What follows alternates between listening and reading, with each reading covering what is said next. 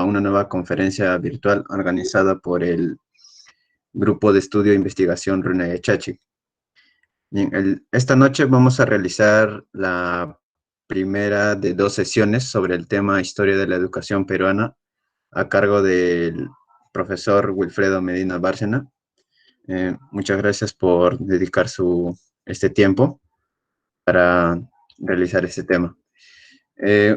Hablando un poco del profesor, su hoja de vida, él es doctor en políticas públicas, magíster en administración del trabajo, él es sociólogo, tiene el grado de bachiller en ciencias sociales, especialidad de sociología, es también profesor de historia y geografía en nuestra alma mater, la Universidad de La Cantuta, docente principal de la Facultad de Ciencias Sociales y Humanidades y Escuela de Posgrado de la UNE. Profesor en escuelas de posgrado como la Universidad Nacional de Huacho, de Huancayo, Federico Villarreal, la San Marcos, las Salas Peruanas. También es profesor visitante en universidades extranjeras, tales como la UNED, la Complutense, Salamanca, en España, Michigan University, Wayne State University, la National Defense University en Estados Unidos y Universidad Pedagógica de Matanza en Cuba. Es ex docente de universidades como la Mayor de San Marcos, la San Martín, la UTP y las Salas Peruanas. Dentro de sus publicaciones que ha tenido, podemos resaltar los títulos como Sociología General, Realidad e Identidad Nacional, Pensamiento Social Positivista, un enfoque crítico, Introducción a la Historia y Geografía, una visión dialéctica, Ciencias Sociales, Propuestas teóricas para estudiar la sociedad. También está Historia Social y Economía del Perú, y uno de sus últimos libros que ha publicado es Descentralización y Regionalización en el Perú y otros. Bien, profesor, sí, le doy pase para que pueda exponer. Bien, muy buenas noches con todos los asistentes a esta reunión. Gracias por la invitación también al Grupo de Investigación y Desarrollo.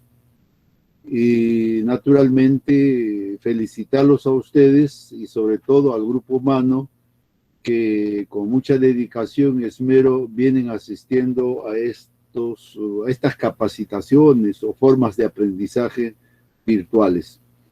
Dicho esto, vamos a entrar al tema concreto, ¿no?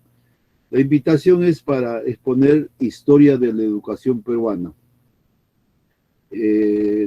Este tema es muy complejo, muy amplio, muy extenso, y hacerlo en dos reuniones de 45 o 50 minutos realmente es poco, pero trataremos de hacer una especie de síntesis, ¿no? Para poder presentar en términos generales sobre el contenido de la educación peruana. Sigue. Para tratar el tema de la historia de la educación peruana, me parece que es importante señalar algunas ideas muy genéricas. En primer lugar, ustedes saben que la educación no viene a ser sino un quehacer humano, una actividad concreta, ¿no? del hombre, desde que aparece en la faz de la tierra y vive en agrupación, en la sociedad, en grupos humanos, etcétera, etcétera. Desde luego también la educación está presente en todos los momentos de la historia humana, desde los tiempos primitivos hasta nuestros días. Y y las características, ¿no? de esta educación, evidentemente, en cada tipo de sociedad tiene sus rasgos específicos. ¿Siga? De igual manera, creo que también habría que ver que la historia de la educación es parte de la historia de la vida del hombre a través del tiempo, ¿no? A través del desarrollo de la sociedad. Es parte de la realidad objetiva. es parte del hombre real y concreto que representa naturalmente a la sociedad del pasado, del presente y una proyección hacia el futuro. Desde luego, para tratar este tema de historia de la educación en el Perú, existen historiadores de la educación, pedagogos, etcétera, etcétera, que se adhieren o bien al idealismo filosófico o bien al materialismo filosófico. ¿Para qué? Para hacer el enfoque y la orientación de la educación. Si es desde el punto de vista ideológico, algunos podríamos pensar desde Aristóteles, de Dilthey, ¿no? Huber, Mayer y muchos otros, ¿no? Y si vemos desde el punto de vista de la filosofía materialista, ¿no? Vemos a Marx, a Ponce, a Aníbal Ponce, a Suchodolski y tantos otros, ¿no? Y cada uno de ellos, naturalmente, van a tener una mirada, ¿no? De la educación desde su perspectiva, desde una orientación muy concreta, incluso desde la posición social y de la ideología que cada uno de ellos pueden tomar. Siga. Una cosa muy puntual, educación y pedagogía. Educación y pedagogía. De hecho, la educación como hecho social es importante porque es parte del desarrollo de la formación o de la capacitación intelectual, moral y afectiva de toda persona. La educación supone transmisión de los conocimientos, de la cultura, de los valores, de las normas, ¿no? Y las prácticas sociales que son importantes para la convivencia en una sociedad determinada. La pedagogía, en cambio, viene desde la antigua Grecia paideia como reflexión y acción sobre lo educativo. Es una disciplina propia, consustancial del quehacer del maestro, del trabajo del maestro, ¿no? Su campo de estudio es la formación integral de la persona, naturalmente, ¿no? A través de los procesos educativos. Pero algo más, la pedagogía, a diferencia de educación, es una ciencia que está dotado de teorías, de conceptos, de categorías, de leyes, metodologías técnicas y prácticas. ¿Para qué? Para comprender y solucionar los problemas de la educación, de la enseñanza, de los aprendizajes, etcétera, etcétera. Entonces hay que tener una mirada, ¿no? Entre lo que es educación y pedagogía. Siga. Tenemos ahí criterios diferenciales sobre pedagogía y educación. Ya no voy a tocar porque lo he dicho prácticamente, pero en pedagogía, ciencia de la educación que genera la elevación y la unidad de la educación. En cambio, el otro lado es la influencia, la acción de educar, etcétera, etcétera. Como estas láminas, ¿no? Estos PowerPoint, ¿no? Estas diapositivas, ustedes lo van a tener, lo van a administrar, entonces puedan poder mejor con la lectura más detenida. Sigamos. ¿Cómo ubicar la sociedad, la educación, la economía y la política y la cultura desde una concepción científica del mundo material y social? O sea, ¿cómo ubicar para tratar la historia de la educación en el Perú? O sea, la cosa no es fácil, ¿no? Hay que tratar de entender el grado de ubicación. Sigamos. Por ejemplo, tenemos un cuadrito ahí, ¿no es cierto?, donde vemos la sociedad, y toda sociedad supone qué cosa, que está formado por una estructura económica, estructura ideológica, educativa y una estructura jurídico-político. La estructura jurídica, ¿no?, y política y la ideológica no forman parte de la superestructura, y en cambio la estructura económica es parte de la base. Entre base y superestructura hay una estrecha vinculación, se engarza el problema económico y el problema de las ideas, de las concepciones, de las instituciones que son importantes. Entonces ya la educación hay que estar pensando que va a formar parte de la superestructura, que tenemos otro cuadro ahí. Siga. En ese cuadro, la superestructura, ven ustedes, ahí está la estructura ideológica y la estructura jurídico-política, ¿no es cierto? En los sistemas de ideas vemos ahí las ideas políticas, jurídicas, filosóficas, ético-morales, ideas religiosas y las ideas educativas culturales. En esta parte es lo que nosotros encontramos la educación. de educación como parte de la superestructura de la sociedad, que está ligado a la base económica o a la estructura económica de la sociedad. Lo cual significa, si nosotros vamos a estudiar la historia de la educación peruana, entonces en cada momento de la historia nacional debemos analizar las condiciones económicos sociales y cómo es también la estructura jurídica, política, ideológica, educativas, etcétera, etcétera. Sigamos. Ahora, dice, ¿cómo debería ser el estudio de la historia de la educación peruana? Dice de manera muy puntual, el estudio de la historia de un país, ¿no es cierto?, de la educación de un país, deberá responder necesariamente a una orientación filosófica, a una orientación metodológica de carácter científico. ¿Para qué? Para poder entender, para poder comprender el proceso real, ¿no?, del desarrollo de la educación como actividad concreta del hombre, en este caso, de la historia peruana. Entonces, se trata de la acción concreta de la vida del hombre, por ejemplo, en la comunidad primitiva, o en el comunismo primitivo, o en el colectivismo primitivo, en la sociedad incaica, en la sociedad colonial, en la república, a partir del año 1821 hasta hoy, podríamos decir. Sin embargo, es importante recordar a nuestro amauta, a Mariátegui. En los 7 ensayos de interpretación de la realidad trata sobre el proceso de la instrucción pública, pero puntualmente en el libro de temas de educación, Mariátegui decía, entre otras cosas, el problema de la enseñanza debe ser entendido, debe ser comprendido, debe ser estudiado como un problema económico y social. Precisamente lo que decía, engarzar la superestructura con la base económica.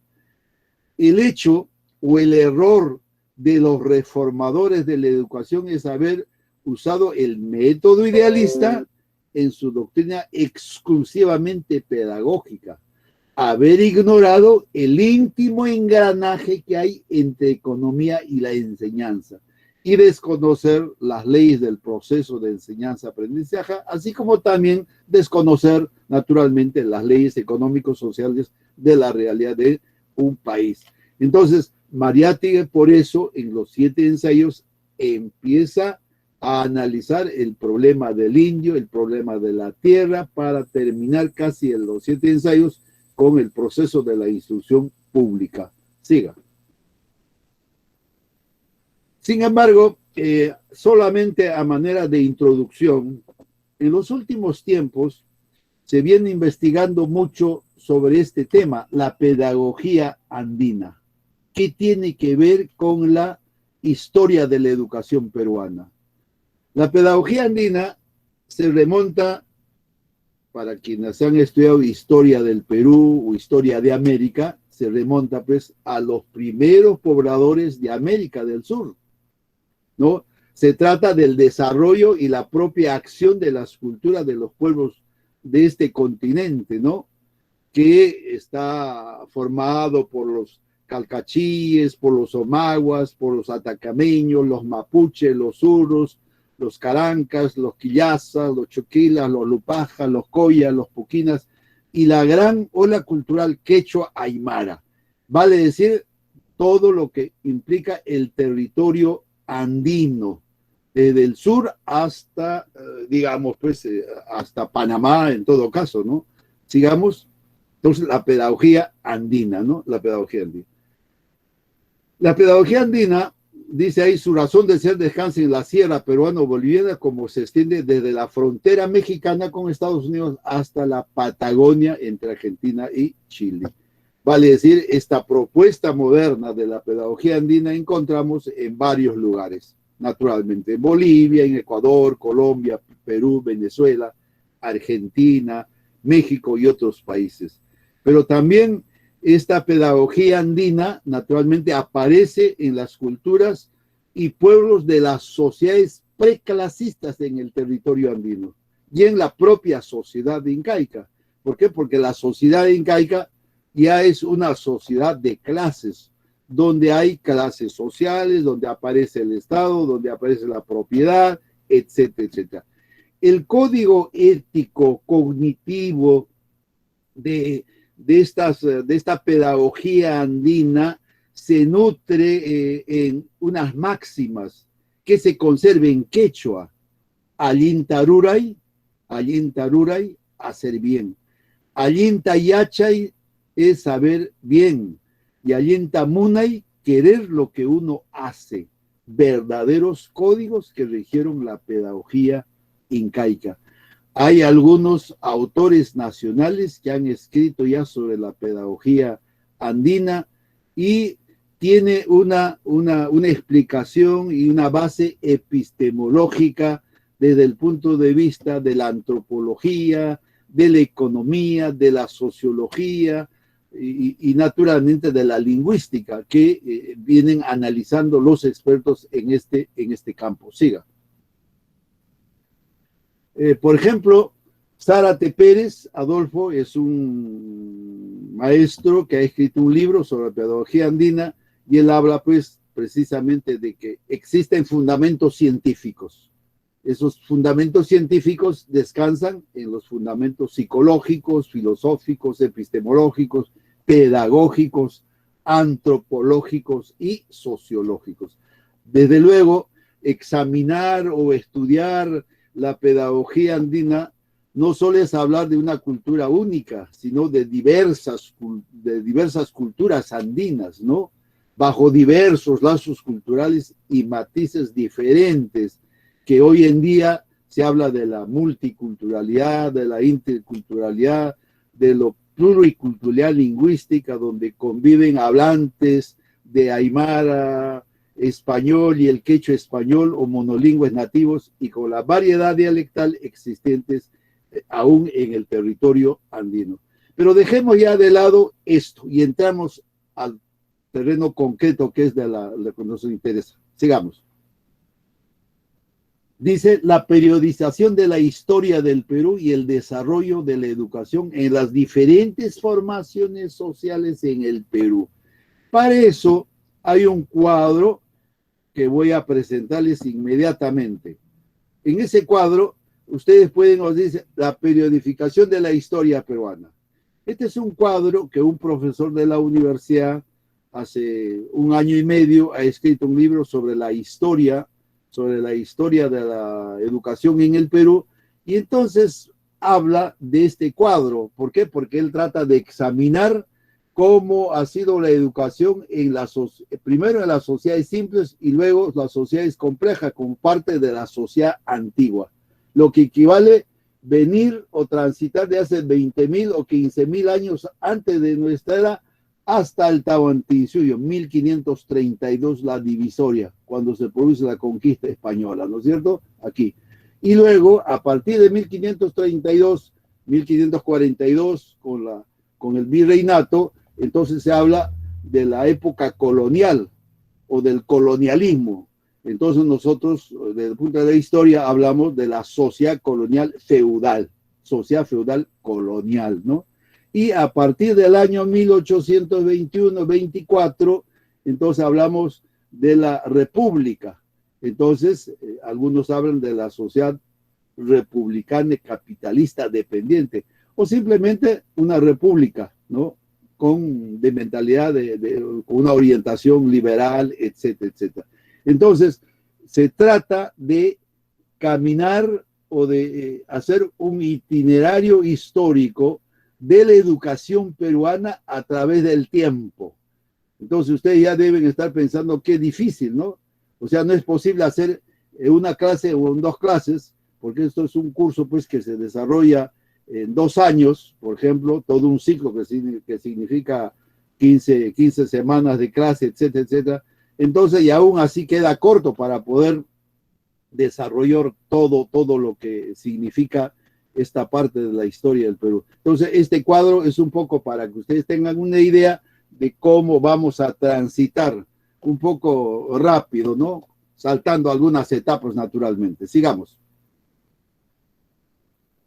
Bueno, entrando ya de lleno a la historia de la educación peruana. Entonces ahora ya sabemos un poco diferenciar educación, pedagogía, la sociedad, base económica, superestructura, pedagogía andina, ¿no? Y la cuestión de la educación, el momento histórico, la división, las etapas, etcétera, etcétera.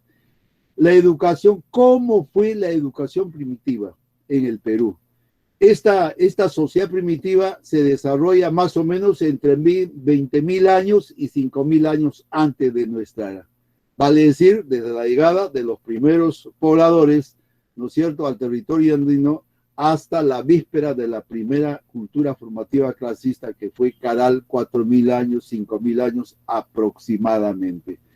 Estas sociedades primitivas, preclasistas, ¿por qué? Porque no habían clases, alternaron una economía básicamente recolectora y en algunos casos una economía agropecuaria, es decir, la agricultura, la ganadería. Cultivaron los frijoles, las calabazas, la papa, el maíz, etcétera, y los camélidos propios de esta parte del continente. Las características de esta sociedad era un sistema de vida igualitario, escasez de instrumentos de trabajo, ausencia de propiedad privada. Todos son dueños de la propiedad comunitaria, propiedad colectiva. Ausencia de clases sociales, no existe el Estado. División del trabajo natural, una distribución igualitaria de los productos entre los hombres y naturalmente en ese periodo, a partir de los 2000 años antes de ser un poquito más antes, ¿no?, aparece el ayllo en el territorio andino. Sigamos.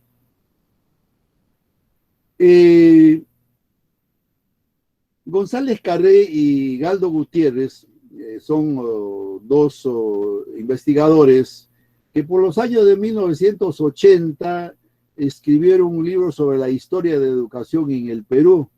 Y entonces Carré y Galdo Gutiérrez ubican naturalmente esta comunidad primitiva entre 22.000, 20.000 años y los 8.000, 5.000 años aproximadamente.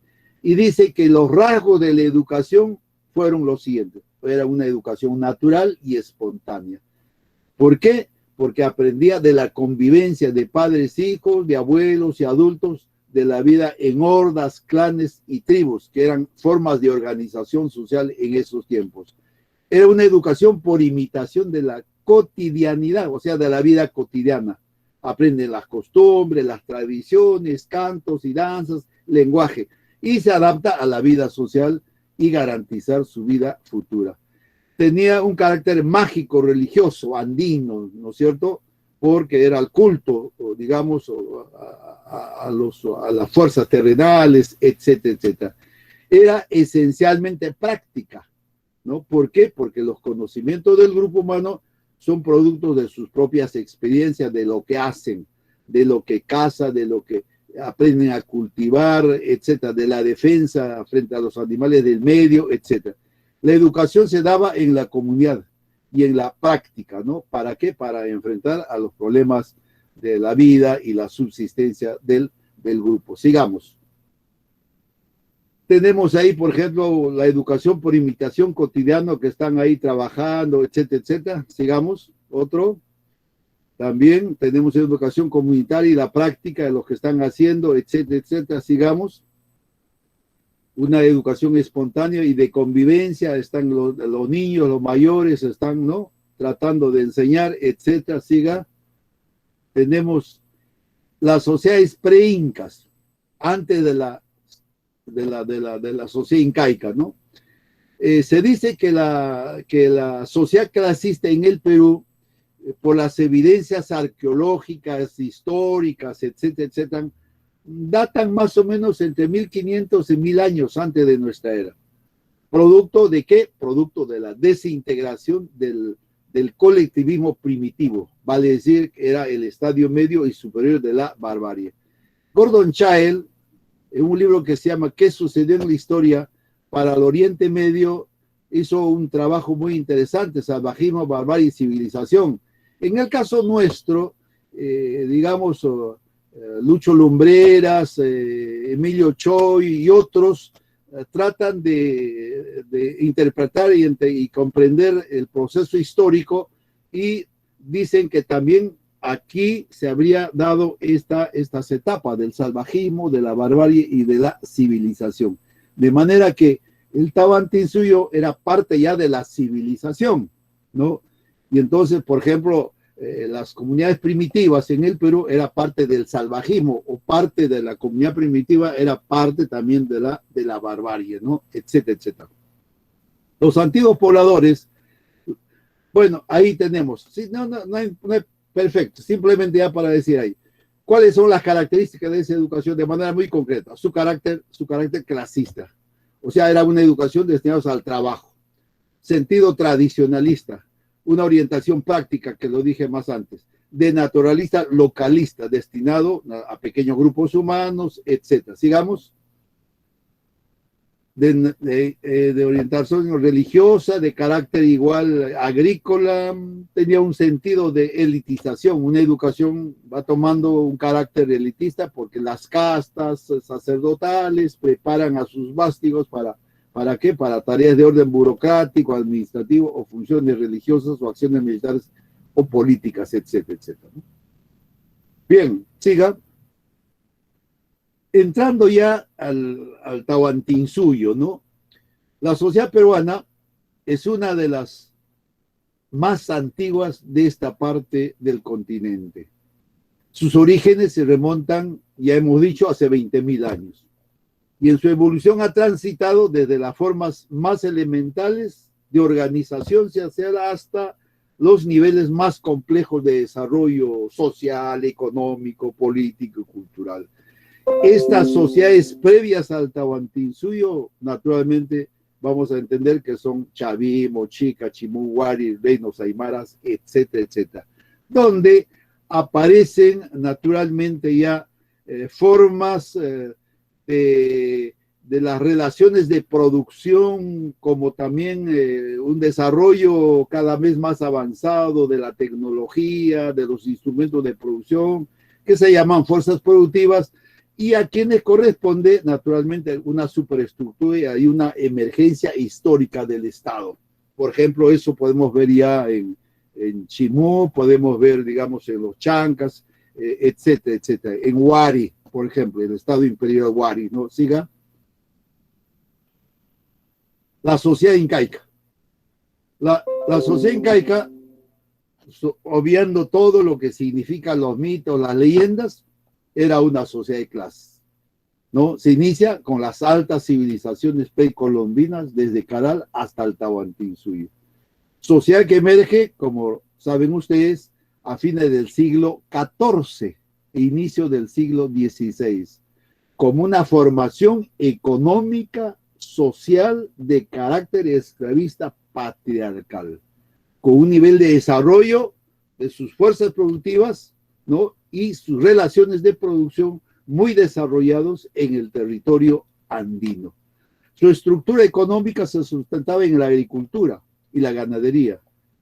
Su producción estaba destinado para el cambio. Su economía se completaba con el arte textil, la industria de la cerámica, metalúrgica, la madera, el comercio, la pesca, caza. Se basaba en la organización del trabajo de la colectividad, que en buena cuenta significaba obligatoriedad, la universalidad, la alternatividad, la equidad como sistemas de trabajo con la mita, el aine y la minca, que en cierta manera, por ejemplo, la mita siguió subsistiendo durante la colonia para los trabajos forzados que los españoles introducen en el Perú. Siga. Dice la sociedad incaica, el peldaño más importante, la organización del trabajo logra bienes para satisfacer las necesidades del hombre peruano, las condiciones materiales de plusproducción, o sea, un excedente económico, dio lugar ¿para qué? Para la consolidación de esta propia sociedad en términos de clases sociales, del Estado y el ejército, y por consiguiente, para la explotación de las mayorías por parte de una minoría de la élite incásica cusqueña.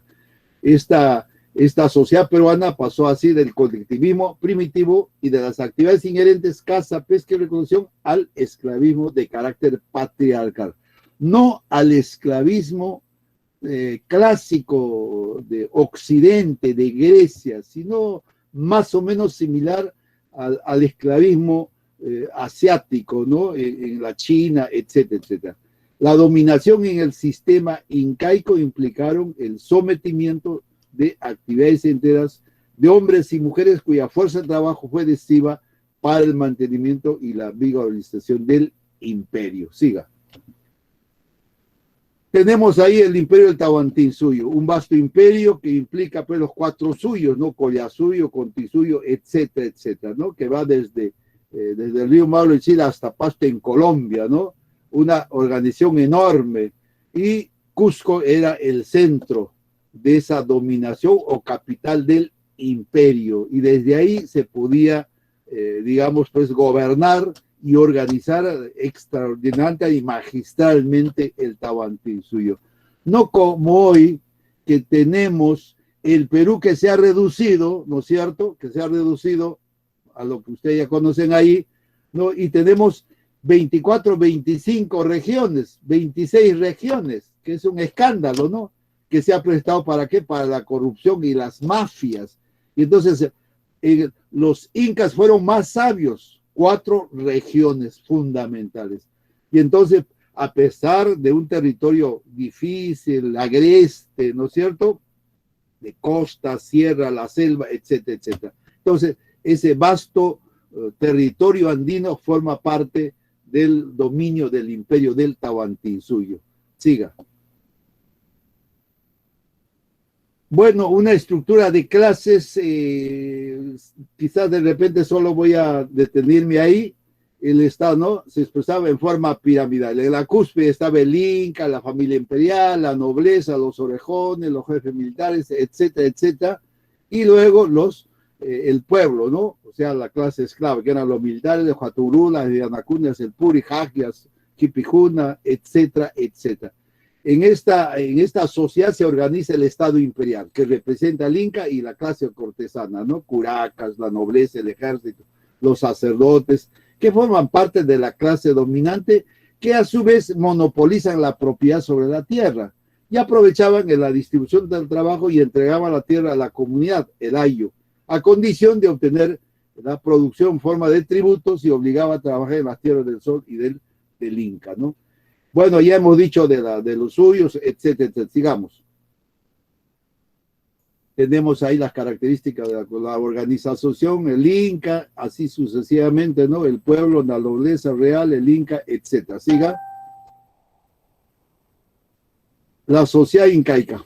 Ya hemos dicho esto de carácter esclavista, condicional externo de una superestructura jurídica, política, religiosa y educacional de contenido clasista. La religión y la lengua, ¿no? De la élite al servicio de la hegemonía económica, social y política del Inca y la clase cortesana. Mientras el runasime, la lengua general, era hablada por el pueblo, los rayos y las comunidades, ¿no? Y las comunidades. Ahora, naturalmente, la educación incásica lo que buscaba era perpetuar el sistema de dominación clasista, seguramente vía los amautas, ¿no?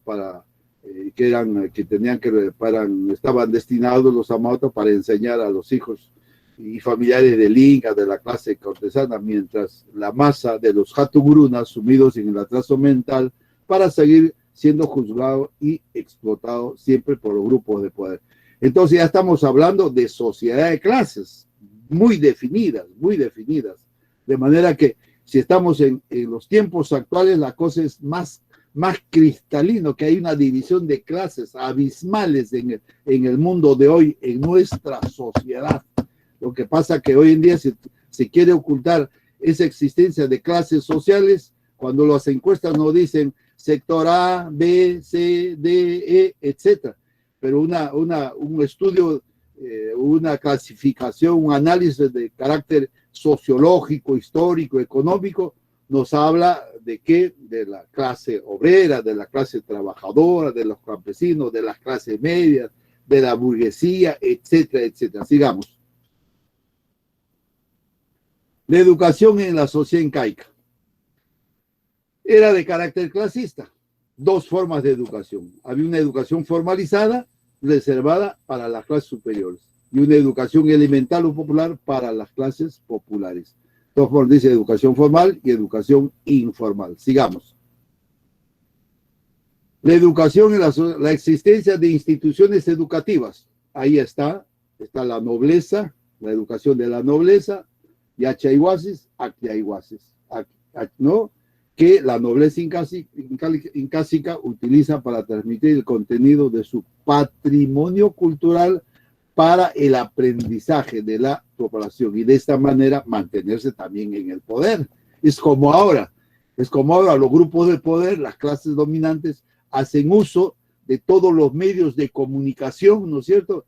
Y hacen chanchita, ¿para qué? Para atacar al candidato de repente que es una amenaza para los intereses y los privilegios de las clases dominantes, ¿no?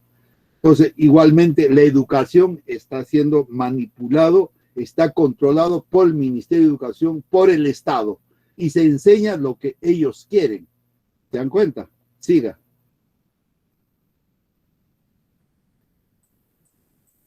La educación en la sociedad incaica.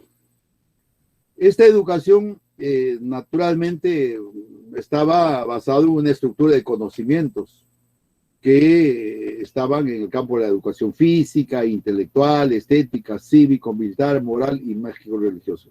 Los incas reconocieron la tripartición clásica de la educación en cognitivista, afectiva y volitiva, valores.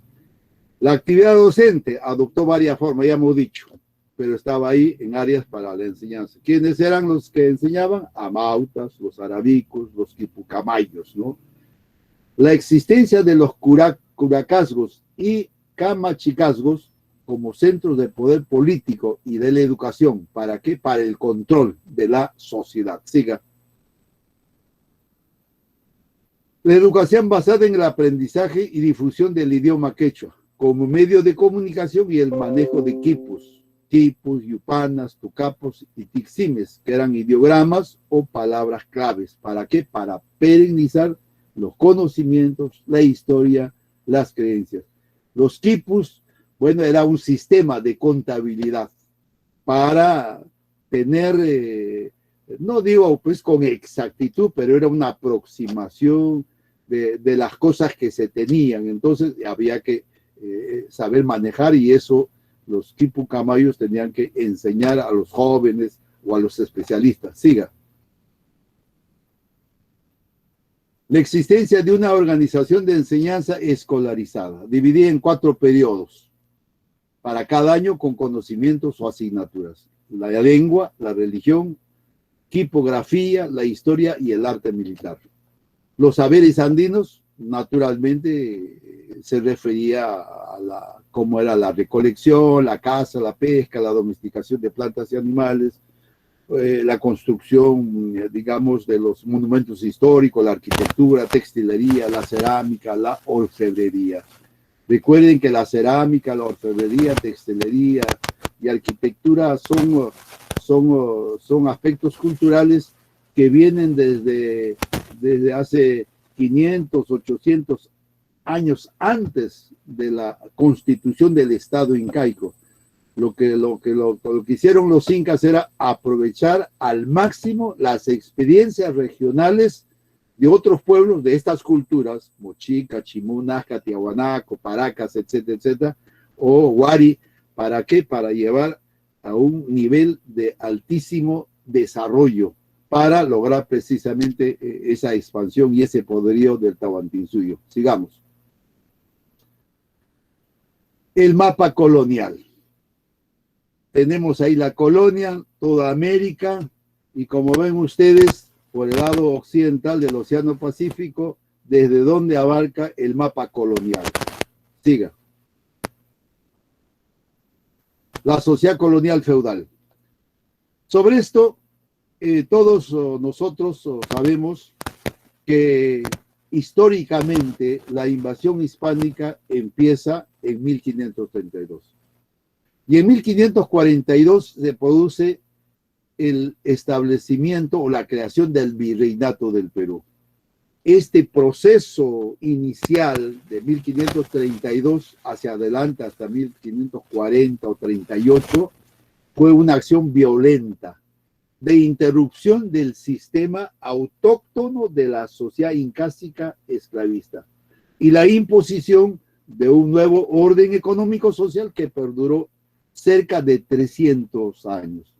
Pablo Macera dice o señala que hay hasta 5 etapas de la sociedad colonial, empezando del siglo XVI al siglo XIX. El siglo XIX, que significa pues 1821 a 1824 con las batallas de Ayacucho. La colonización española cambió por completo la antigua estructura económica, social, política de la sociedad incaica, para dar paso a una formación o a un tipo de sociedad, ¿no?, de tipo colonial, feudal, cuyos rasgos más visibles son, primero, encomiendas, haciendas, servidumbre, obrajes, las reducciones indígenas, repartimientos, la mitad colonial, corregimientos, tributo, las cofradías. Para cubrir todo esto, seguramente habría un tipo de educación, ¿no es cierto?, para mantener ese estado de cosas, desde el punto de vista social, desde el punto de vista económico, y para mantener ese estado de cosas desde el punto de vista social, de los grupos de poder, ¿no?, que se establecen ya en el Perú colonial. Sigamos. Dice, bueno, con la invasión española se trunca el proceso, ya hemos dicho en cierta manera, quebrado el devenir autónomo de sus fuerzas productivas y las relaciones con los españoles imponen formas feudales y esclavistas de producción, bueno, la trata de negros, los esclavos, etcétera. El ordenamiento político, jurídico y cultural levantado durante el Incario fue igualmente desarticulado para imponer su dominación. Los españoles aprovecharon las contradicciones que habían en esos momentos del Tahuantinsuyo. Si bien es cierto que los españoles pudieron rápido digamos, conquistar o someter a los incas, es por las contradicciones sociales que había muchos pueblos que habían sido sometidos por los incas en el norte, en el sur, etcétera, etcétera. Y entonces estos grupos sometidos pensaron que viene una fuerza para liberarlos, darle libertad, y de pronto ellos resultaron siendo fuerzas favorables para esta acción de dominio. Juan José Vega, en el libro La Guerra de los Viracochas, narra todo este proceso de manera excepcional para poder entender esas contradicciones sociales que había en el imperio, entre Huáscar y Atahualpa. Sigamos. Igualmente es el mapa colonial un poco más completo de América, ¿no? Dice el Perú y sus audiencias a comienzo del virreinato. Ahí tenemos todas las audiencias, etcétera, etcétera, ¿no? Está el dominio de Portugal, ¿no? Y las regiones no conquistadas, que está de color amarillo. Miren el mapa del virreinato. Siga. El sistema económico, social, político, colonial, evidentemente tiene algunas características muy puntuales.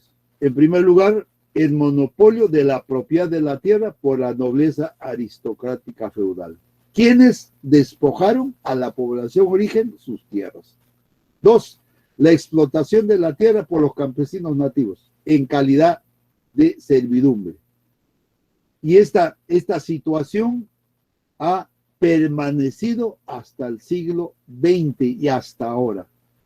Fue Velasco Alvarado con la reforma agraria que pudo dar libertad a los campesinos de un estado de servidumbre. ¿Para qué? Para imponer el desarrollo o el reformismo económico o el desarrollo del capitalismo en el Perú, ¿no? 3. El desarrollo exclusivo de actividades económicas de la minería, el comercio y naturalmente el monopolio comercial. Entonces, ninguna colonia de América no podía comerciar con con Inglaterra, con Francia, con Holanda, sino exclusivamente con España. La agricultura, ganadería y la artesanía puestas al servicio de la política colonialista. Se abandonó, en cierta manera, la agricultura. ¿Por qué? Porque se orientó a la minería. La industria de transformación no se desarrolló en la colonia. Prácticamente aquello de la industria que se textil había funcionado y que se había desarrollado en el Tahuantinsuyo, eso fue desactivado en cierta manera. Siga. Tenemos ahí, el colonialismo se da hay un colonialismo económico, colonialismo social, colonialismo político, colonialismo ideológico, etcétera, etcétera. ¿Cuál era el objetivo de la colonización? Explotar las tierras descubiertas, evangelizar a los indígenas, dominio de la población por la Iglesia y el Estado, etcétera, etcétera, ¿no? Durante el proceso de la colonización, ¿no? Cuando iba de las metrópolis colonizadas, implantó nuevas formas de vida. Las actividades económicas, la religión y las condiciones políticas cambiaron para los pueblos americanos, en este caso para los campesinos, para la población campesina. Siga. La minería se constituyó en el eje de la economía colonial. Las bases de la economía feudal, ¿no?, se consolida naturalmente a partir del establecimiento del virreinato 1542, porque mucho antes son los movimientos de resistencia indígena contra la presencia de los españoles. Con la muerte de Túpac Amaru primero, en 1571-72, con eso cierra la invasión hispánica en términos de control total, y luego pues sienta las bases del colonialismo español, ¿no? Dice, esta sujeción colonial de la sociedad peruana y de su economía efectivizada sobre bases feudales. ¿Sirvió para qué? Para potenciar el proceso de acumulación de las nacientes burguesías europeas. Estoy hablando de los siglos XV, XVI, XVII en Europa, sobre todo en Inglaterra, Francia, en Holanda. Las contradicciones internas originadas a todo nivel por la explotación feudal colonial suscitaron desde la última mitad del siglo XVIII una profunda crisis en el ordenamiento social establecido. Siglo XVIII, estamos hablando de 1700.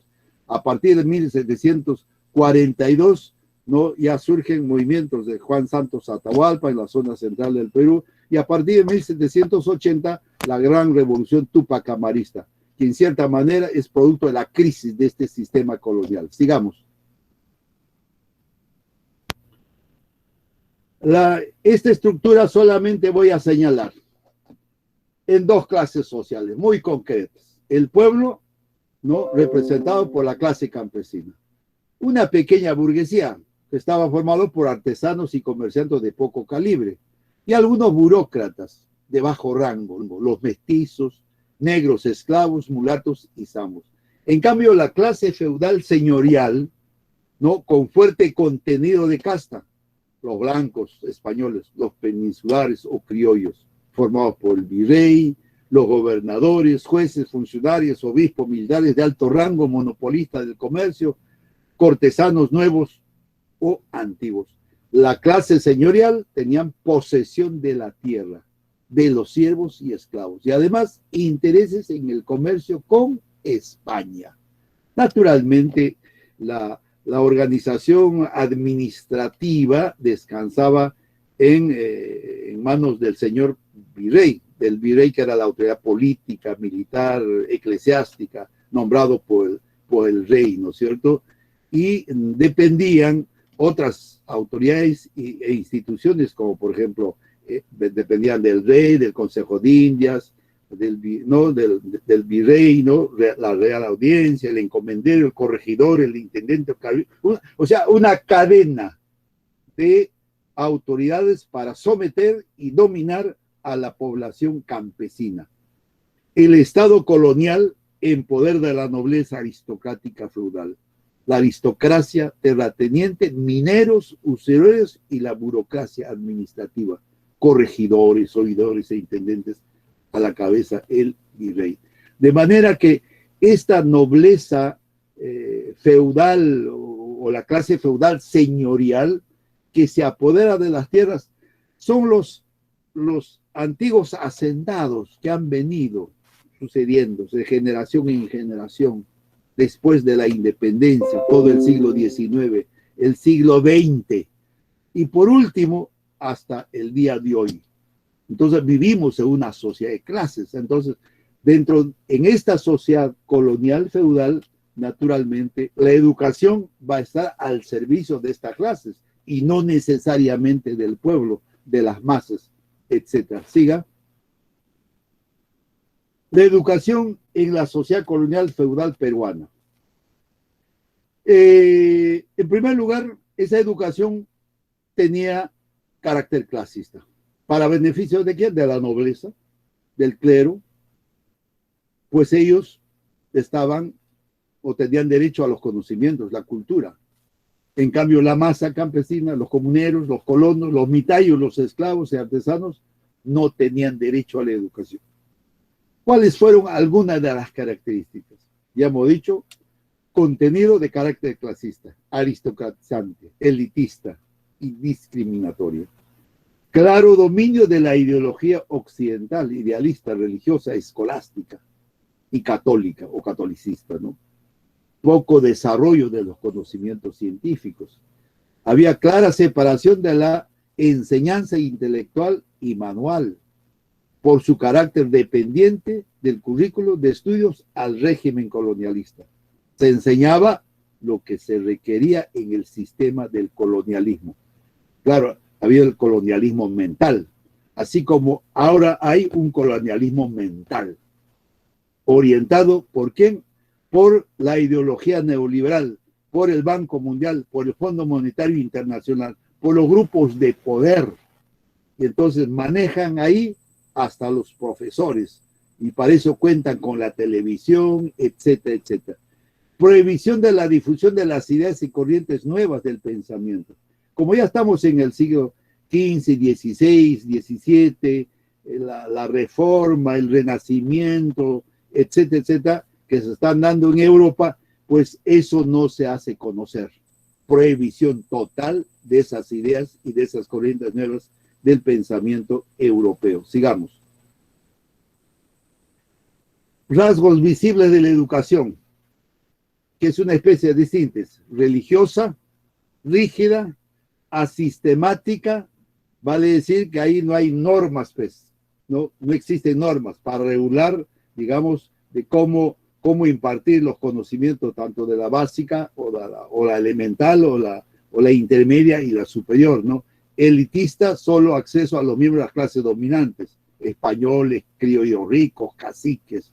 Las mayorías sociales estuvieron excluidos de recibir educación.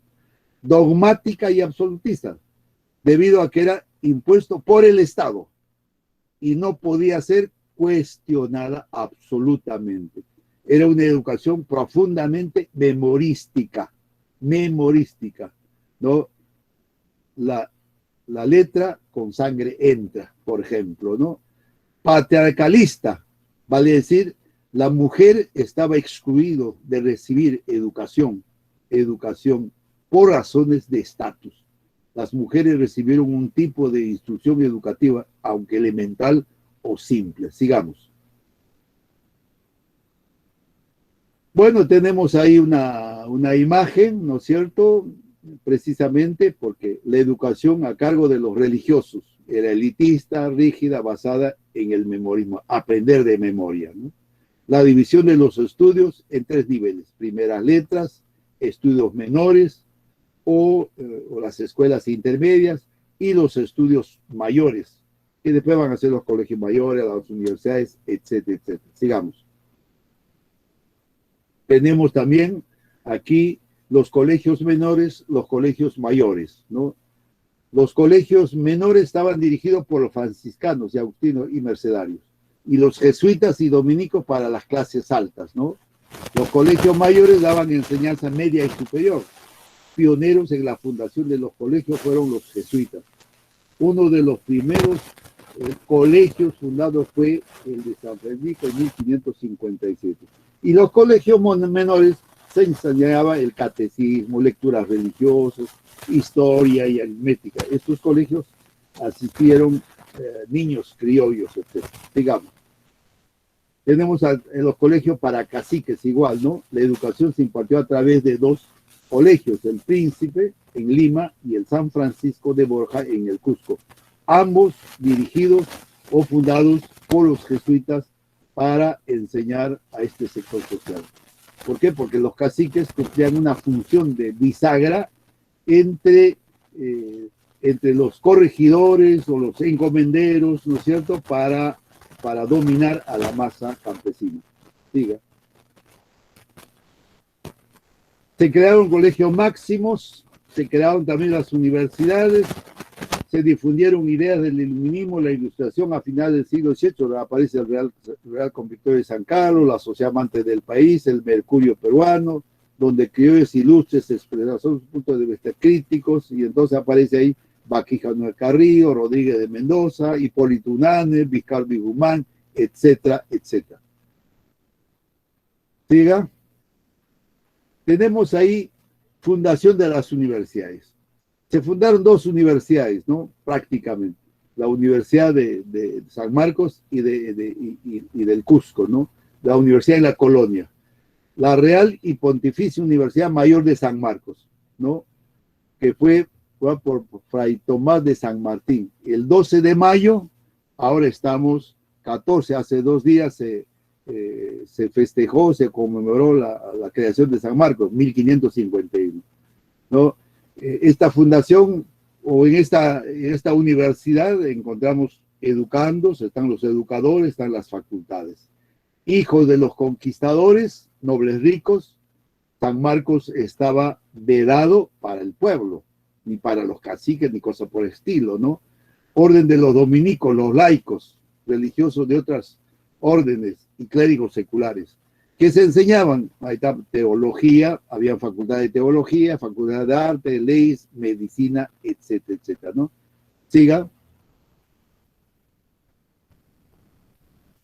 En las 2 primeras décadas del siglo XIX aparecen el pensamiento social liberal democrático y educacionales que encarnaron los movimientos reformistas urbanos, anticolonialistas, ¿no? Anticolonialistas y burgueses representados por las conspiraciones y levantamientos de Gabriel Aguilar y Manuel Ubalde en el Cusco. Todo eso se produce más o menos en el 1808, 1810, 12, 13, 14, 15, etcétera, etcétera, ¿no?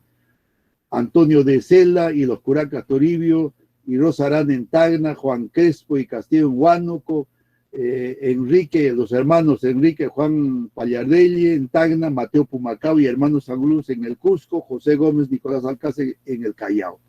Finalmente forman parte del pensamiento, cultura y educación indígena de la época colonial las ideas planteadas por Juan Santa Cruz Pachacuti, Cuamán Poma de Ayala, el Inca Garcilaso de la Vega, quienes en sus crónicas, Relación de Antigüedades del Reino de Perú, Nueva Crónica y Buen Gobierno y Comentarios Reales de los Incas, respectivamente expresaron las concepciones de la llamada cosmovisión andina y la grandeza del Tahuantinsuyo.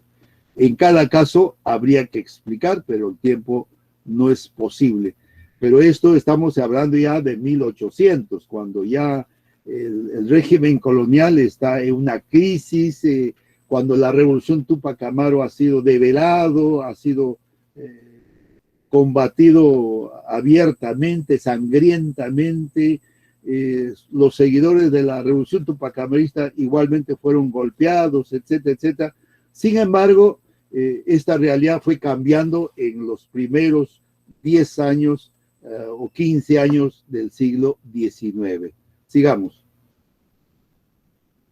Bueno, este es un poco simplemente, ya dije, ¿no? La sanguinaria opresión y la política de exterminio diezmaron la fuerza de los últimos gobernantes nativos que resistían la invasión de 1572 hasta la resistencia que había concluido con la muerte de Tupac Amaru I.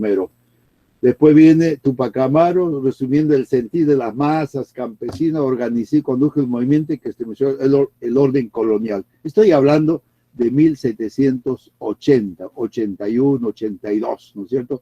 La revolución tupacamarista remeció los cimientos de la sociedad colonial y se extendió por toda América colonial, llegando incluso a Cuba y a México. Y producto de esto hubo un cambio del ordenamiento político-administrativo, de manera que los corregimientos fueron cambiados por las intendencias, Sigamos.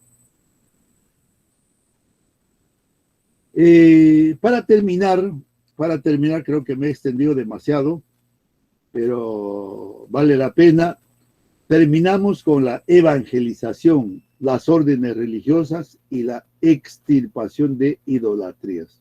En efecto, el proceso de evangelización, por la naturaleza del clero, que participaron órdenes religiosas, vino al Perú y fue compulsivo y de manera violenta actuaron en la mayoría de los casos contra el pueblo. ¿Para qué? Para combatir los mitos, las creencias, la religión, el idioma quechua, etc. Destruyeron las huacas, los templos ceremoniales, ¿no? Los santuarios y los templos nativos, ¿no? Siga. Creo que terminamos en este cuadro. Dice, en el siglo XVII se produce la consolidación de la colonia. Siglo XVII, 1600, en sus diferentes aspectos, económico, social, político, cultural, religioso, etcétera, etcétera.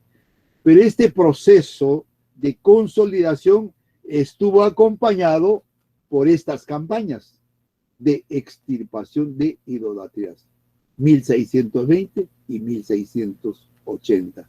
Y la presencia, naturalmente, de la Santa Inquisición y de los curacas, que eran una especie de colaboradores. Estas campañas combatían los cultos andinos, los ritos religiosos andinos, las creencias, el idioma, el quechua. En suma, se trataba de la cultura andina. Y en su lugar, naturalmente, difundían, transmitían el pensamiento religioso católico, así como toda la cultura hispano-europea. Estas campañas de extirpación fueron tan violentas a lo largo del virreinato del Perú. Estas acciones estaban dirigidas por sacerdotes, como por ejemplo Francisco de Ávila, aquí en Huarachi, en Lima, de aquí de la Cantuta un poco más arriba. Cristóbal Armonós, en la zona de Ayacucho. Pedro Villagómez y Lobo Guerrero, en Lima. Hernando de Avendaño, Cusco. Francisco de la Cruz, Tarma. Gaspar Rodríguez de los Ríos, en Arequipa. Rodrigo Hernández Príncipe, en la Sierra Norte, y otros. Eran tiempos. Es decir, esta extensión de idolatrías, parte de la educación colonial, parte del sometimiento religioso, parte de la dominación ideológica para consolidar el colonialismo económico y el dominio de una clase dominante en la colonia para explotar a la sociedad, ¿no? En este caso, a la gran mayoría de los campesinos, los esclavos, etc. Entonces, en estos tiempos, aparecen al mismo tiempo, ¿no? Cultos religiosos importantes. Aparecen santos y santos. Es así como surge el Señor de los Milagros, Santa Rosa de Lima, San Martín de Porres. Y bueno, ¿cuántos otros santos? El Señor de los Temblores, el Señor de Luren en Ica, el Señor de los Temblores en el Cusco, y así sucesivamente a lo largo y ancho del país en ese entonces de la época colonial. De manera que esto es a grandes rasgos, digamos, planteado la educación en términos resumidos para tener una idea de cómo se produjo. Y con ello habría terminado esta charla con la participación de ustedes y agradeciendo en todo caso la presencia de ustedes y de los invitados. Muchas gracias. Muchas gracias a usted, más bien, profesor Medina, por dedicar este tiempo hacia todos nosotros, los estudiantes, público en general. Ahora pasamos a una ronda de preguntas, ¿sí? De parte del público. Pueden levantar la mano para hacer efectiva su pregunta, lo pueden decir, hablarlo, o en todo caso escribirlo.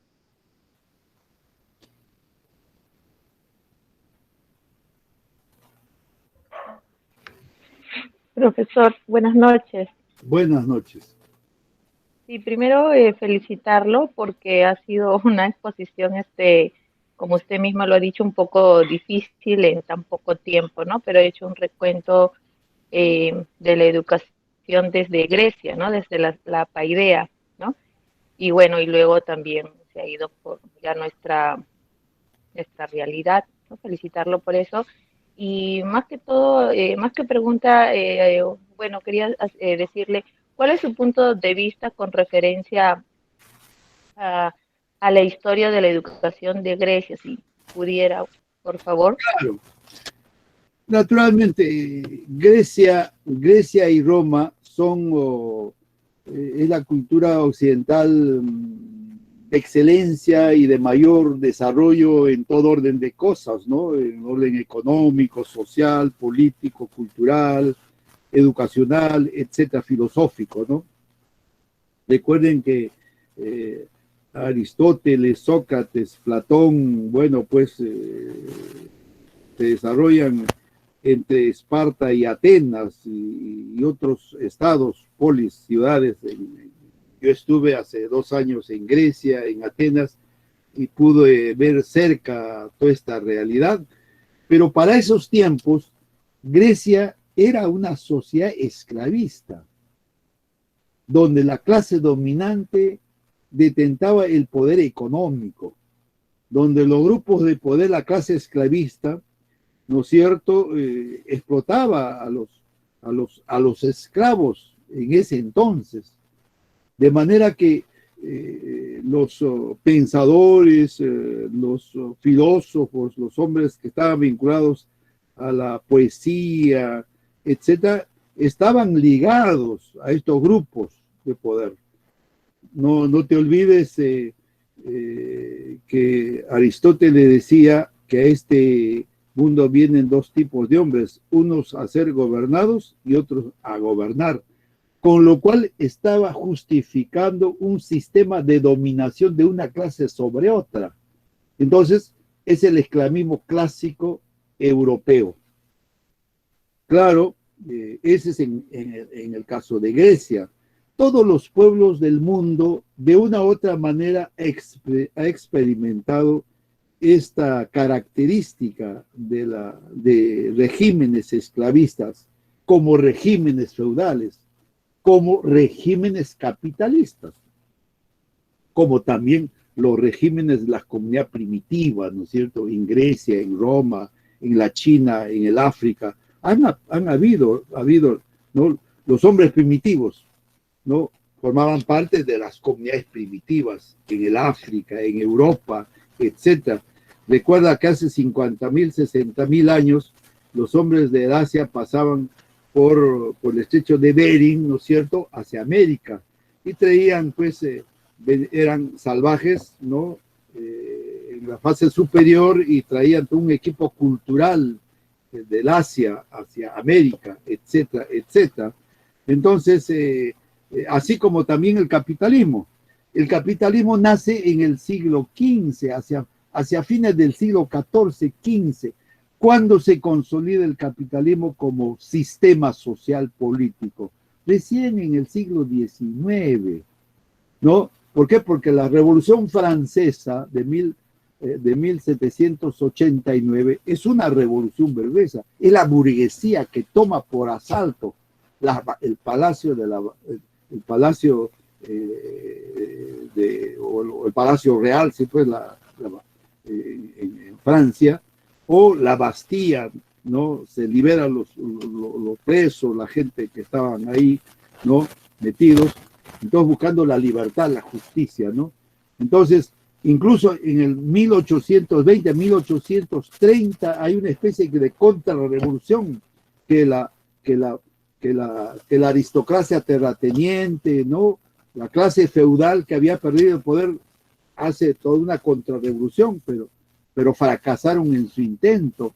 Entonces, mientras tanto, el capitalismo seguía desarrollándose. El capitalismo alcanza su mayor logro a fines del siglo XIX, ya cuando se producen los monopolios, surge el imperialismo, ¿no? Siglo XX, ¿no? Entonces, el capitalismo, ojo, tiene 500 años de existencia, 500 años de existencia, y sigue siendo una clase donde hay explotación del hombre. ¿Por qué creen en este momento Castillo, de una u otra manera, refleja la expresión de la protesta generalizada del pueblo abandonado, de un pueblo donde el Estado no llega? ¿Se dan cuenta? Y estamos viendo de cómo toda la burguesía, todos los grupos de poder cierran filas en torno a él. ¿Para qué? Para defender sus intereses económicos, los monopolios, las transnacionales, esa constitución política del 93 que garantiza que no esos privilegios a las grandes transnacionales, a los grandes grupos de poder, etcétera, etcétera. Entonces, lo que quiero decir es que el capitalismo tiene 500 años de existencia. El feudalismo, señores alumnos o amigos, ha durado más o menos 1200 a 1500 años de existencia. El esclavismo ha durado más o menos entre 3000 o 3200 años. Esa es la historia de la sociedad. Y toda la historia de la sociedad es una historia de luchas, de pugnas, de enfrentamientos. Y naturalmente, cada clase que está en el poder tiene que controlar el Estado, tiene que controlar la ideología, tiene que controlar la educación. No pueden desentenderse, ¿no? Entonces hay que luchar por una verdadera democracia, donde el pueblo esté representando, donde el Estado pueda hacer justicia al pueblo. Entonces, en pocas palabras, Grecia en ese entonces era un régimen esclavista, de dominación de una clase sobre otra. Después de la caída de Grecia, naturalmente, viene el feudalismo. Y después de eso viene, ¿no?, aunado con las luchas campesinas y las guerras campesinas de los siglos XIV, XV, ¿no?, las revoluciones burguesas de Inglaterra, luego la Revolución Francesa, la Revolución Holandesa, ¿no?, la Revolución en Norteamérica, conocida como la Independencia, ¿no? ¿Recuerdan? Las colonias inglesas en América del Norte, ¿no?, respondían al influjo del desarrollo del capitalismo inglés. Esas colonias, ¿no?, luchan por su independencia. ¿Por qué? Porque la burguesía industrial, comercial de la zona norte de Estados Unidos habían alcanzado un altísimo nivel de desarrollo, mientras los del sur estaban los terratenientes con los esclavos, etcétera, etcétera. De manera que es una larga historia de la lucha política ideológica.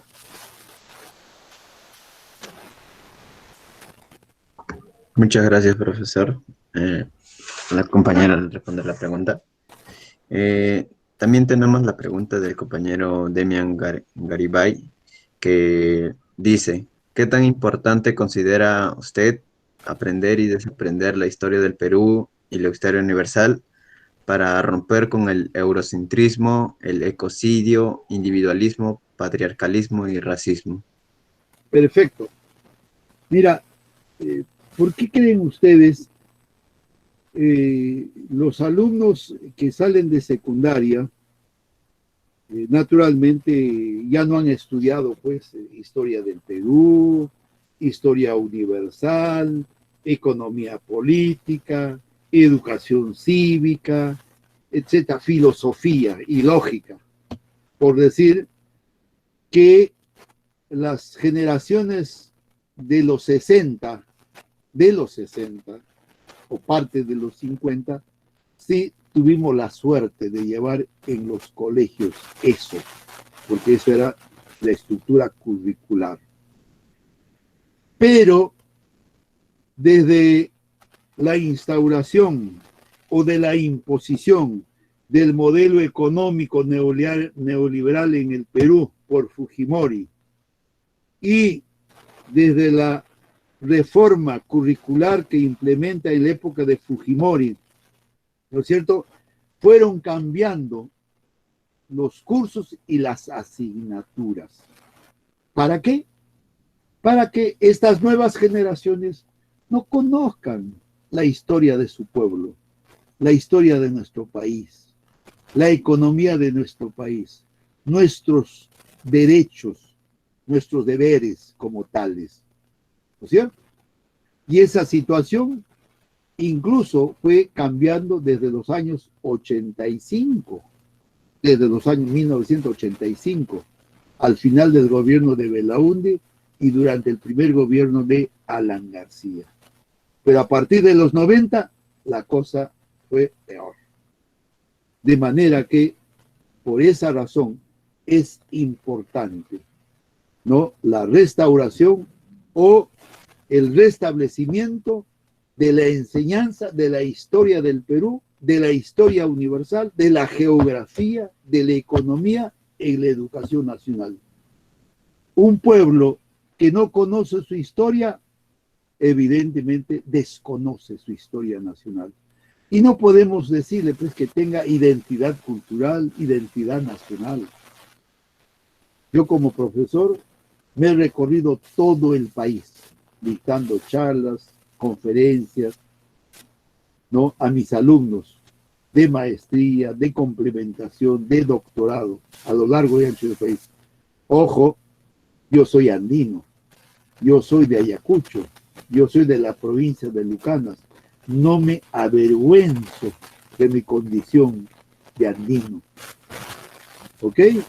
Y entonces yo soy un hombre que desde la historia, desde la economía, desde la sociología, desde las ciencias sociales, trato de hacer o de difundir el pensamiento analítico, crítico, crear conciencia social, conciencia política. Por esa razón es que es necesario, ¿no?, el establecimiento de estos cursos en la educación nacional. El año pasado, en el mes de enero, estuve en un Congreso Nacional de Geografía donde llevé una ponencia y presenté mi último libro en la Universidad Nacional de Trujillo. Y era un congreso de geógrafos de toda América Latina y de España, donde algunos ponentes plantearon la necesidad de reponer historia del Perú, historia universal, geografía. ¿Para qué? Para conocimiento de los alumnos, Y en esa reunión yo participé a nombre de la Cantuta con 2 profesores más que han cesado ya, igualmente, no plegándome a tal proposición, que era importantísima, Entonces, en el Perú se ha dado en estos 30 años o 35 años digamos, un poco énfasis, casi nada podríamos decir, o se ha anulado por completo los cursos que nos lleven a formar nuestra identidad nacional, nuestra identidad cultural. es una condición. Y bueno, pues naturalmente hay etnocidio de todo nivel, de todo nivel. Todos los días podemos ver, aparte de que el mismo sistema significa una violencia contra el pueblo, contra la masa, contra los trabajadores.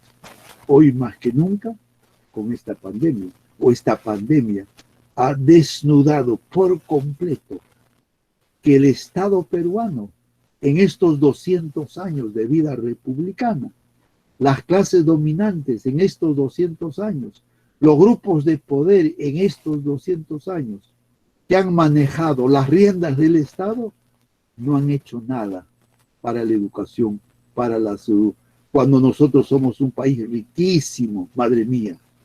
Tenemos todos los recursos, tenemos mar, costa, sierra y selva, pero aquí nuestros recursos se lo llevan, primero se llevaron los españoles, luego los ingleses, ahora los norteamericanos, ¿no? Y ahora, naturalmente, con la globalización, los grupos transnacionales que explotan en todo el mundo.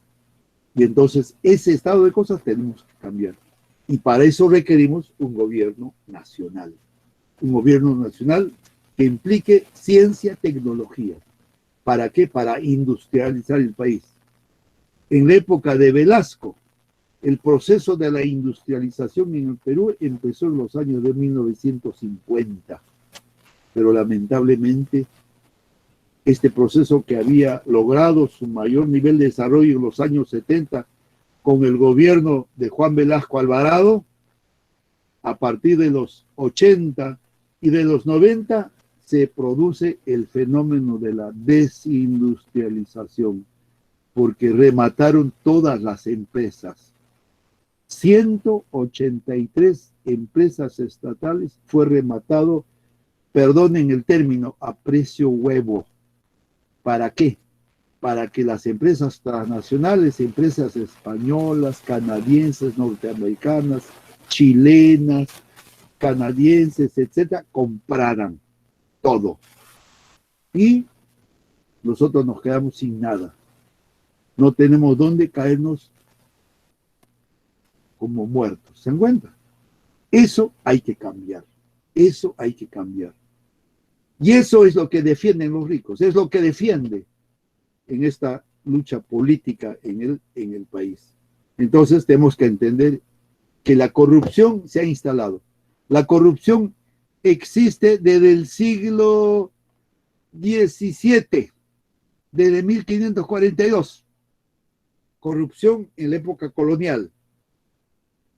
Para nombrar al virrey del Perú, las gentes en España, los grupos de poder en España, de Salamanca, de Barcelona o de Sevilla, iba con dinero en mano al rey. Y decían, bueno, ya te nombro virrey a ti. Y este señor venía con todo su séquito, ¿para qué? Para explotar a los campesinos. El tributo indígena, la esclavitud, las haciendas, etcétera, etcétera. Entonces, esa es la corrupción. En la República, ya veremos mañana, igualmente. ¿No? Hay un libro, Historia de la Corrupción en el Perú, de un historiador famoso que ha fallecido hace 5 años atrás, que es excelente. Y cómo la corrupción se ha transversalizado en todas las esferas de la vida nacional hoy. Son los corruptos que defienden este sistema económico. ¿Por qué? Porque se enriquecen ellos y el pueblo se vuelve más pobre. Decía que esta pandemia ha desnudado ese abandono del Estado. El Estado, en cierta manera, se ha privatizado. Para el Estado, la educación no es un derecho, es un servicio, es una mercancía, ¿no? La salud es una mercancía, es un servicio, no es un derecho. Entonces hay que pensar en un Estado, hay que recuperar un Estado que sirva a los intereses del país, a los intereses de la nación, a los intereses de las grandes colectividades, y no a los intereses de los grupos de poder. ¿Por qué creen ustedes que el Banco de Crédito, que Interbank, que Odebrecht, y todos ellos apoquinan, dan plata, millones de soles a algunos candidatos? ¿Por qué? Porque quieren mantener sus intereses como tales. Y entonces nos meten el miedo o el temor de que un gobierno tal nos va a quitar nuestra casa, nuestra pueblo. Mentira, es falso. Por eso no hay que tener miedo. Tenemos que pensar, ser profesores con una conciencia de carácter nacional, una conciencia crítica, una conciencia social que signifique nuestra independencia económica, Luchemos por la industrialización del país. Si no, seguimos siendo país exportador de materias primas. Desde 1535, desde 1540, hasta ahora estamos exportando. Ya no será pues como en esos tiempos, ¿no es cierto? Pero ahora con nuevas metodologías, con nuevos instrumentos, con una nueva tecnología, ¿no? Etcétera, etcétera. Y nuestros recursos, antes la Cerro de Pasco explotó las minerales ahí en 80 años. Hoy en día el gas, ¿no es cierto?, el petróleo se lo llevan en 10 años, en 15 años, y después nos quedamos sin nada, esa es la verdad. Y entonces es una exigencia de la educación nacional la industrialización, la diversificación de la producción nacional. ¿Para qué? Para que haya trabajo. ¿Por qué creen ustedes que el 70% de la población es informal? Porque no hay trabajo, porque no hay empresas. Todas las grandes empresas son transnacionales, son de servicios. Los ingenieros, los médicos están de vendedores de cosas, no como verdaderos técnicos al servicio de la economía nacional, etc. Nada más. Muchas gracias, profesor. Bien, como última pregunta tenemos a la compañera Nicole Sofía, que nos dice su opinión acerca del neoliberalismo y su evidente deplorable influencia en el escaso desarrollo de la educación peruana actual. Bien, ustedes saben que el neoliberalismo es toda una concepción filosófica, epistemológica, ontológica, económica, política, ético, no religioso. Es toda una concepción. El neoliberalismo fue gestándose después de la Revolución Rusa, 1917, por allá por el año 1925 más o menos, frente al nacimiento del primer Estado socialista en Rusia. Y fue desarrollándose poco a poco durante los años 40, 50, 60. A tal punto,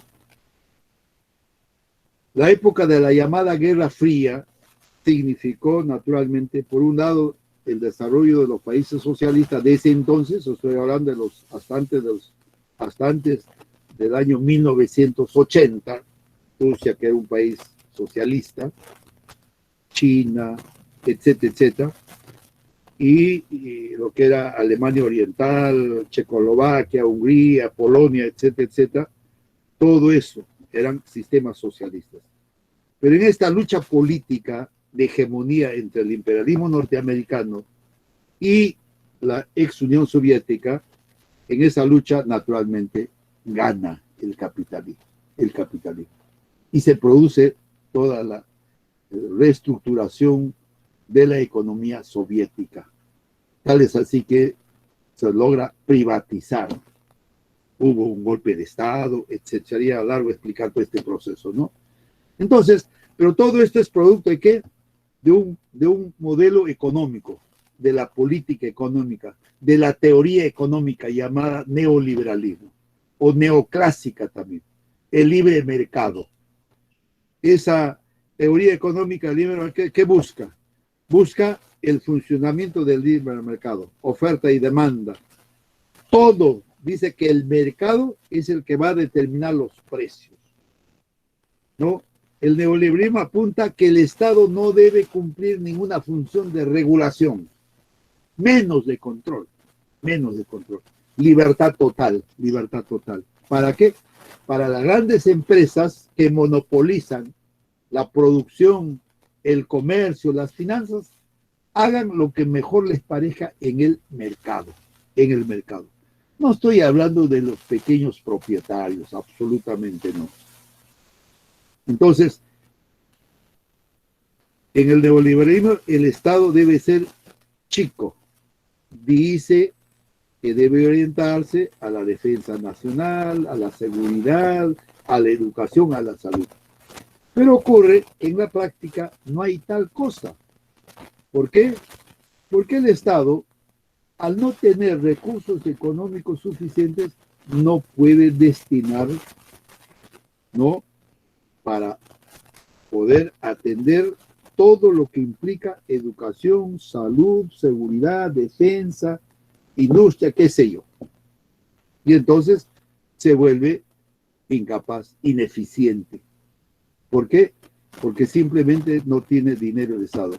¿Por qué? Porque los ricos no pagan, las transnacionales no pagan. Millones de soles que deben. Muchas de estas empresas transnacionales, para no pagar los impuestos anuales, judicializan.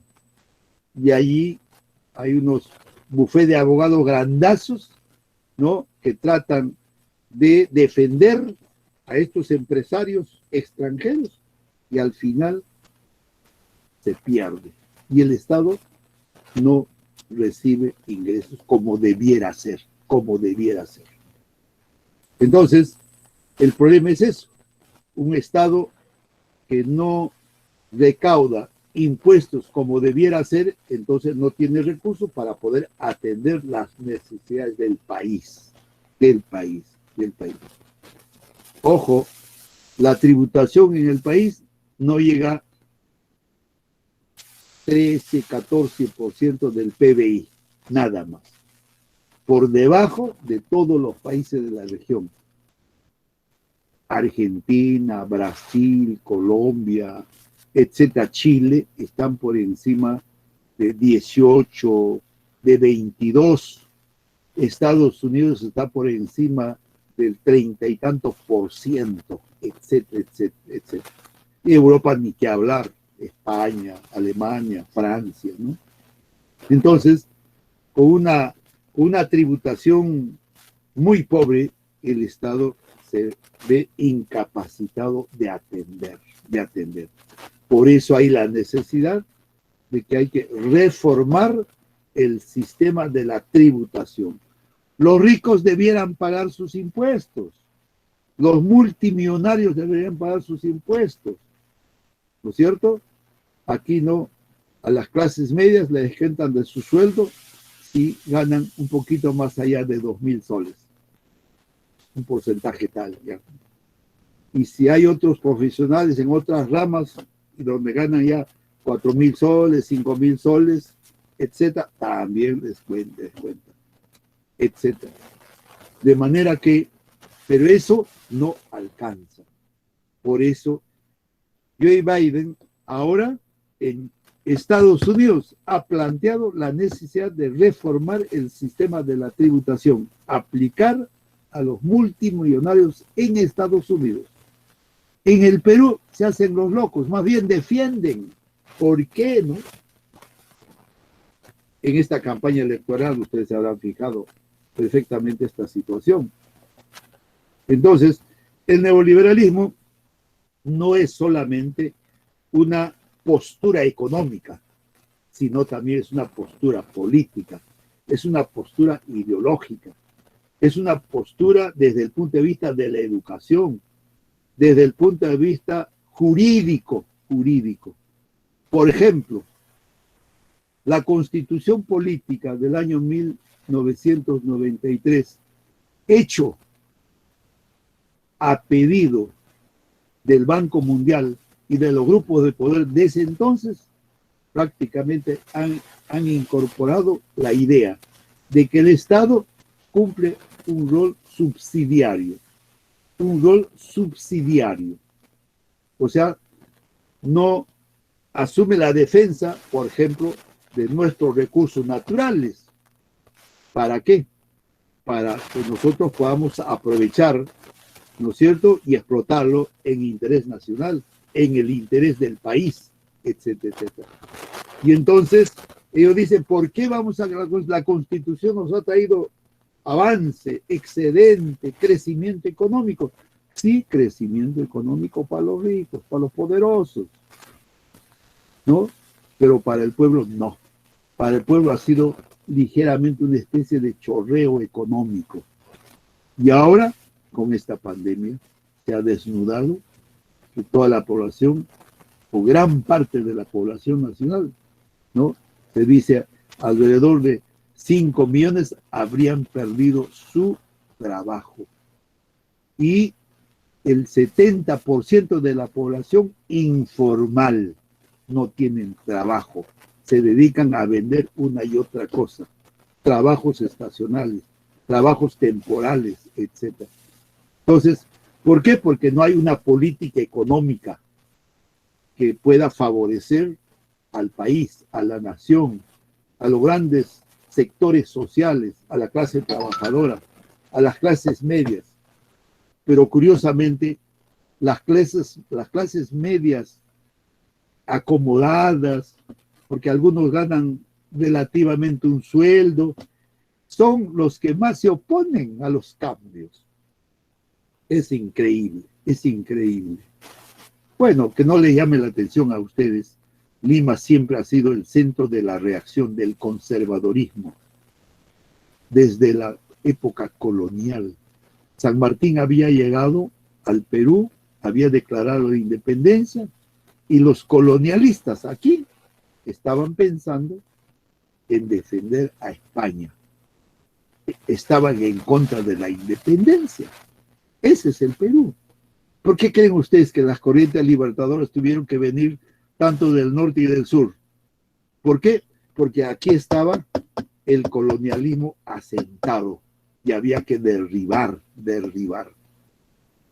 Y entonces, ese colonialismo mental arrastramos hasta ahora, en cierta manera, en el caso de Lima. Por eso, aquí, la gente de Miraflores, la gente de San Isidro, la gente de San Borja, La Molina, piensa a favor de tal o cual partido. ¿Por qué? Porque está inclinado hacia ellos. Entonces dicen A y B, dice 80%, con Keiko, por decir un ejemplo, ¿no? 80%. 20% en esos distritos, ¿no es cierto? De clase media, ¿no? Residenciales, ¿no? Solo 20%. Castillo. Eso demuestra. Los conos distintos, etcétera, etcétera. De manera que sería largo hablar sobre el neoliberalismo. En la educación se ha liberalizado todo, pues. La educación se ha privatizado. La educación ya no es un derecho, es un servicio. Todo cuesta. Ya no es gratuito nada. Y si algo todavía se mantiene, es por la fuerza de los estudiantes, de sus profesores, ¿no es cierto?, en el país. Las luchas del SUTEP, por encima de sus discrepancias, apunta a defender la educación pública, la educación gratuita, la educación universal, etc. Igualmente ocurre en las universidades. Aquí más prima la educación privada. Universidades particulares a diestra y siniestra, etcétera, etcétera. Hoy la Universidad Peruana está sometida bajo la dominación del Ministerio de Educación. Ya no hay autonomía universitaria. La autonomía universitaria fue del pasado. Hemos vuelto al siglo XIX. La reforma universitaria de los años 1918, 20, 25, en el Perú, en Argentina, en toda América Latina, que era para la gratuidad de enseñanza, la cátedra libre, etcétera, etcétera, ¿no es cierto?, ha sido prácticamente desconocido. Ahora dependemos del Ministerio de Educación. Somos una escuelita más. Y entonces requerimos de un rector o de una rectora que asuma ese papel de defender la autonomía universitaria, pero tiene que ser con el aval de los estudiantes, porque ustedes son los que se van a beneficiar en esta coyuntura. De manera que eso dicho en pocas palabras, ¿no?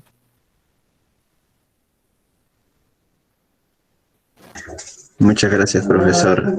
Reiterar el agradecimiento por su tiempo, no solo en esta sesión, sino en la sesión también que va a realizar el día de mañana, ¿no? Para continuar la historia de educación en la época republicana. Ok. Sí, muchas gracias, profesor. Muy amable y muy buenas noches con todos ustedes. Hasta mañana. Eso sería todo. Están Gracias, profesor, muy amable. Gracias. Sí, están invitados Gracias, a las profesor. 8 de la noche.